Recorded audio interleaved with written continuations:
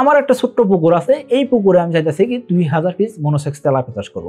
এই 2000 piece monosex tilapia চাষ করতে কতটুকু জায়গা দরকার হবে এবং কি কত টাকা খরচ হবে, কিভাবে খরচ করব, কোন কোন খাতে খরচ হবে এবং কি এই 2000 পিস মনোসেক্স তেলাপিয়া চাষ করলে কয় টাকা লাভ হতে পারে। দেখেন 2000 পিস মনোসেক্স তেলাপিয়া চাষ করবেন আপনি কেন, সেটা আপনাকে জানতে হবে।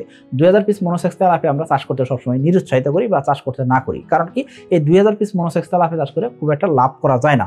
তবে যদি আপনি বাংলা মাছের সাথে বা কার্পেট মাছের ভিতরে যদি 2000 পিস মনোসেক্স তেলাপিয়া চাষে দেন, সেই ক্ষেত্রে ভালো একটা লাভ করা সম্ভব।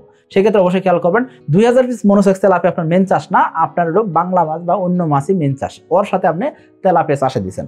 এই ক্ষেত্রে খাবার হিসাবটা রাখাটা খুব কঠিন একটা জিনিস এবং কি এই জায়গা থেকে লাভ বের করাটা খুব কঠিন একটা জিনিস হবে। এখন আপনি বলতে ভাই তাও একটা হিসাব দেন যাতে আমরা বুঝতে পারি যে কয় টাকা লাভ হবে।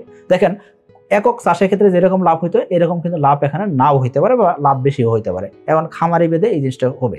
এখন এই 2000 পিস মনোসেক্স তেলাপিয়া যদি একক চাষ করতেন সেক্ষেত্রে 70 থেকে 80,000 টাকা খরচ করতে হতো।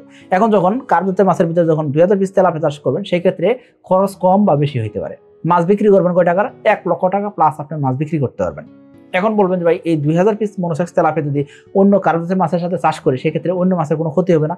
আপনি ঘনত্বটা সঠিক রাখার চেষ্টা করবেন। তেলাপিয়া যেহেতু ফাস্ট ফিডার মাছ, দ্রুত খাবার খায়, সেই ক্ষেত্রে অবশ্যই যেই সব মাছের সাথে চাষ করবেন সেই ক্ষেত্রে মাছের ঘনত্বটা সঠিক রাখাটা খুব জরুরি।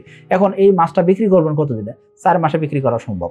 এখন 2000 পিস তেলাপিয়া আপনি চাষ না করে অবশ্যই তেলাপিয়া চাষের ক্ষেত্রে 8000 পিস থেকে 10,000 পিস তেলাপিয়া চাষ করার চেষ্টা করবেন এবং কি 33 থেকে 40% জায়গা নিয়ে তেলাপিয়া চাষ করবেন। সেক্ষেত্রে বাণিজ্যিক আকারে তেলাপিয়া চাষে ভালো একটা লাভ করতে পারবেন।